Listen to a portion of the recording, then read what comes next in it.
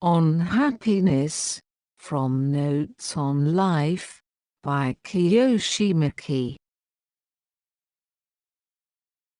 Nowadays, people might hardly think about happiness. If you open a book of ethics recently published on our country, then you find easily a book doesn't treat problems about happiness at all. I don't know that I can believe such a book is a book of ethics, and I can accept which author is a scholar of ethics. An undoubtedly certain thing is happiness is a key and unavoidable problem of ethics in the all past eras.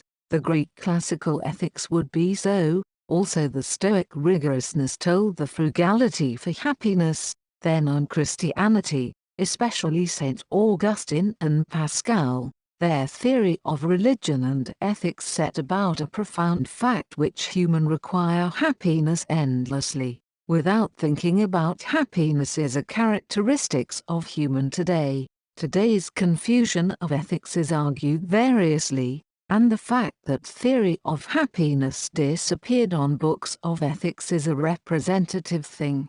Till a new theory of happiness will be set up, confusion of ethics wouldn't be saved. You may think, thinking about happiness already must be probably a biggest omen of unhappiness, and you may say a man is happy doesn't think about happiness, as a man has a healthy stomach doesn't feel a presence of stomach. However, today's people don't think about happiness since they're happy. If anything, our era is miserable and which make people lose a motivation to think about happiness. Is the present-day society filled with unhappiness as people feel talking about happiness is an immoral thing, but a man don't know what is happiness can know what is unhappiness. People today must pursue happiness by the instinct. Moreover, they are troubled with their excess of self-consciousness, and the self-conscious men very seldom think about happiness. It's a characteristic of mental situation today, and it forms a characteristic of unhappiness of people today. To think about duty by conscience and demand for happiness are opposed is a modern rigorism. In spite of this, I think, today's conscience is the demand for happiness. The society, the classes, the mankind and so on. There's nothing as conscientious as demand for happiness. In the case of humane demand for happiness is denied by the name of totality. As far as it connects the demand for happiness, ethical concepts used continually today like society, classes, mankind and so on may not possess anything ethical means, or, as the problems of ethics divided them of happiness, all of arbitrary things could be treated as the concepts of ethics. The demand for happiness should be restored as today's consciousness. The problem of a man is a humanist or not depends on this point mostly. As the problem of happiness was killed much more on the problem of ethics, ethical jargons were formed. For instance, be ethical and be subjective are treated as the same as right. But, today, be subjective also became an ethical jargon by being abstract from the demand for happiness. As well, theory of motive is going to be vanished on the contemporary ethics, and by the spread of the word subjective, ethics resulted in objective. On the contrary, demand for happiness is motive of all acts, were the common starting point of ethics once. The contemporary philosophy learned expelled such a thinking as the mentalism. On the other hand, chaos of spirits of today's people began simultaneously. This chaos are formed when people can't understand their own motive of action is the demand for happiness or not. Then, at the same time, the reality of mind became doubtful, and various idealisms about humane interpretations raised. The reality of mind is certified only in the case of an order is in the mind. Demand for happiness is the base of the order, and the reality of mind is given by a fact of the demand for happiness. Ethics denying the theory of happiness is apparently logical, but in the fact it should be a nihilism. Psychology of the past was a critical study of mind. The aim is a criticism to mind, same mean as the criticism of literary critic. The aim of psychology was evaluate and keep good order in various activities and aspects of humane mind.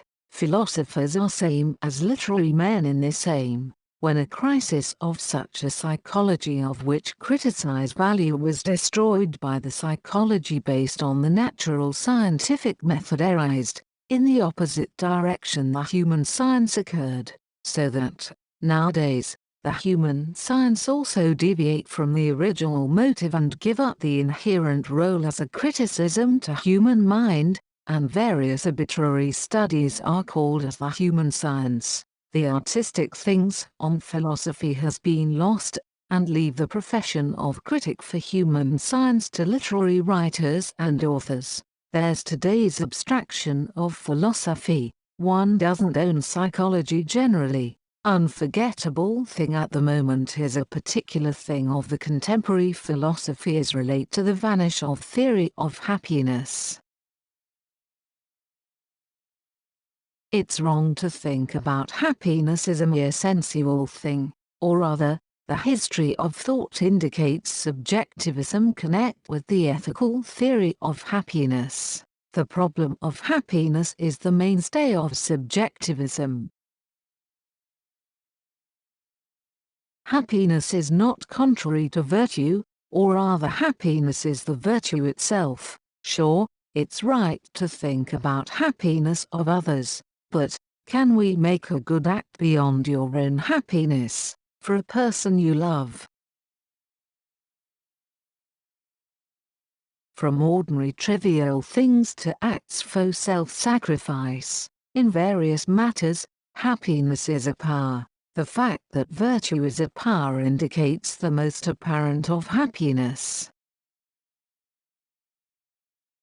Goethe's maxim, personality is the greatest happiness of earthly men, is nothing like a perfect definition of happiness.